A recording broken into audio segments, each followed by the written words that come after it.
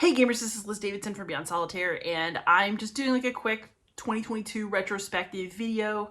I'm not very fancy about these things, but I thought it might be nice to just do one, and I especially want to do that because 2022 was a big year for this channel, and there's a lot that I'm excited about coming over the future, and it just seemed like a good time to talk about that. Plus, I will be giving you a list of 5 games that I really loved in 2022.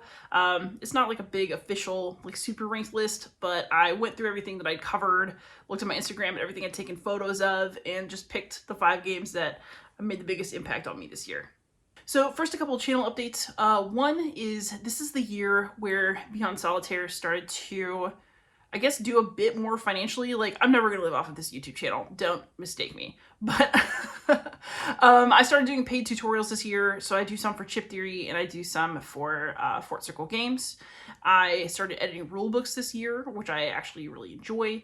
And I also began a Patreon this year on my birthday in June. And I am really grateful, especially to my Patreon patrons, because y'all support helps me so much, both morally, you know, because you're in the Discord and I get to talk to you often, I hear from you, and I get little comments on my updates, but also financially, because it is thanks to y'all that I got a new camera that I'm learning how to use and a new microphone that's a lot better than this one or any of my previous ones. And so, you know, the channel is able to grow and I'm able to keep upgrading because of the support that I'm getting from y'all out there. So I just want to really thank you for it. Every little bit helps, and you really made my year. This is also the year I've started to look into game design. David Thompson and I have begun designing a game about the Night Witches, so female Soviet pilots of World War II. And I am really loving working with David. It is making me very happy. And it is super fun to make a game with a good friend, and also to see our game starting to turn into something that's really playable and really exciting. So 2022 has been a big deal for me in that respect. Can't wait to see what 2023 is going to bring. 2022 was also the year where I started going to cons again. I went to PAX Unplugged in December, and I'm really glad I did. I had not been to a convention since PAX 2019, and it was really amazing to see people and get to play games and just have that connection with other people again. I might be a solo player, but you know, this channel runs because I have connections with others. And I'm really grateful that I got to kind of renew some friendships and solidify some ones that had started online, and you know, the whole deal. So hopefully 2023 is going to bring more of those things, but you know, we can't see the future, we can only hope. So now I'm going to give you my 5 games that I really enjoyed in 2022 looking back over the year. And I didn't put a lot of effort into putting them in order. Number 1 is definitely number 1, but I mean, you saw it coming a mile away if you watch this channel.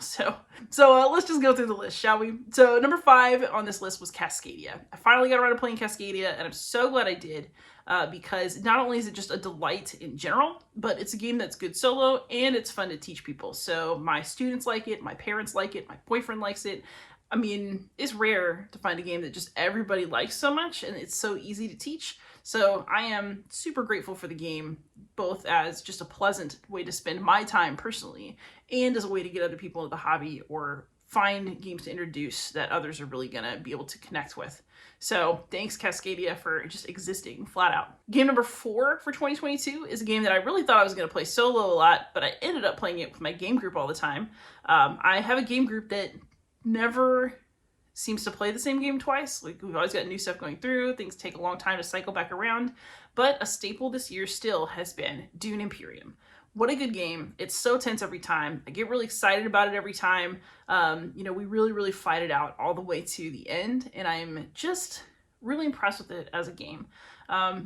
Sometimes you wouldn't think that everything would work together as well as it does, like the deck building aspect of it and the worker placement aspect of it. It's a bunch of stuff going on, especially when you add in the expansions, and yet it's just a really great game, and everybody seems to absolutely love it. I am really pleased that I've gotten to spend a lot of time with that game this year, both on my own and with others. So Dune Imperium is really as good as everybody says it is. If you haven't played it yet, give it a try. Fantastic. The third game on the list is one that I wasn't sure I was going to like, mainly because there are aspects of its historical presentation that I have issues with, but I just cannot get enough of Hadrian's Wall. I absolutely love that game. Like, it's just a chunky roll and write, quick setup, not going to take that long to play for me now because I basically know what I want to do, but with tweaks. And it still just gets me every time. I've played that game a bunch of times. I would play it again right now. And, you know, there's not a lot of games that are like that for me, where I just want to play it again and again and again. I'm normally having to move on to something else. And, you know, Hadrian's Wall makes me sad when I have to move on to something else because I just want to keep playing it. So clearly I really enjoy this game, and I intend to keep enjoying it into 2023. So if you're looking for a roll and write with some bite, I would say Hadrian's Wall is my current favorite. My number 2 game, it's interesting. I'm not sure it's the best solo game, but I still can't quit playing it solo, and I absolutely love it with other people. And It's a Wonderful World. This is a game that I kind of heard the title of a couple times. Somebody pulled it out at game night, and I was just smitten. There's something about trying to construct all of those cards and get your production going to build more cards and trying to do as much as you can in a really limited period of time that just gets me every time. I really just like the cube pushing and calculating aspect of this game. And even though the theme is a little thin, it's the activity of doing the game that feels so good. So I find myself playing it solo a lot because it's addictive, and I find myself showing it to other people because it's one of those games that it's a substantial game, but it's just accessible enough that you can teach it to people who just play games in general. Like, this is maybe like a crowd pleaser for people who have played a couple hobby games in the past. And so I really appreciated it both as a challenge for me and as a way to connect with others this year. Fantastic. And then, of course, number 1, like, seriously, is there any question what number 1 is? I even cheated and just jammed both of the games in for number 1 because it's Haplo.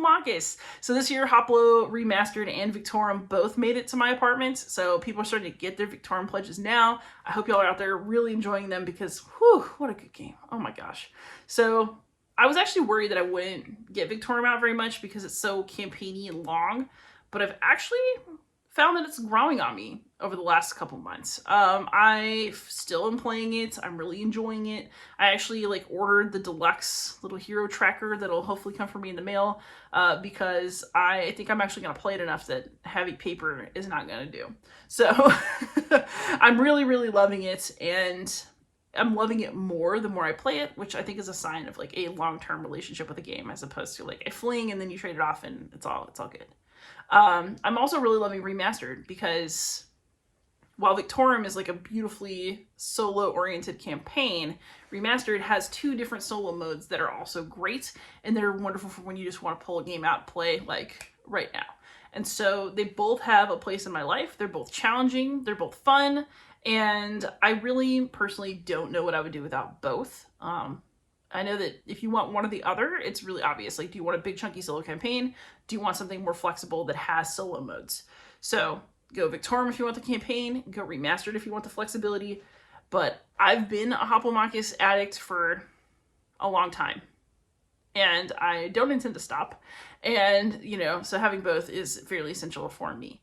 So I am really, really happy that those games came out as wonderfully as they have. I know that it's really satisfying probably for the Chip Theory gang because, Haplo is where everything got started. And it's so wonderful to see it come around in such a beautiful way. So hopefully lots of things come full circle for us at the end of this year and into the next. And I'm hoping for a beautiful 2023 that's full of friendship and hopefully family if you like your family, and lots of games for all of us. Thank you so much for watching. Please like, subscribe, comment. I'm very interested in what your top games of 2022 might have been. And, if you're feeling generous, please do consider giving to my Patreon. Truly, every little bit helps. The money just goes right back into the channel. And I want to use it to pay for StreamYard and better lighting and, lots of different little upgrades as time goes by. So for those of you who've been helping me out with that this year, seriously, it's starting to pay dividends and I really appreciate you. I'm so grateful. But most of all to everybody, thanks for watching and happy gaming.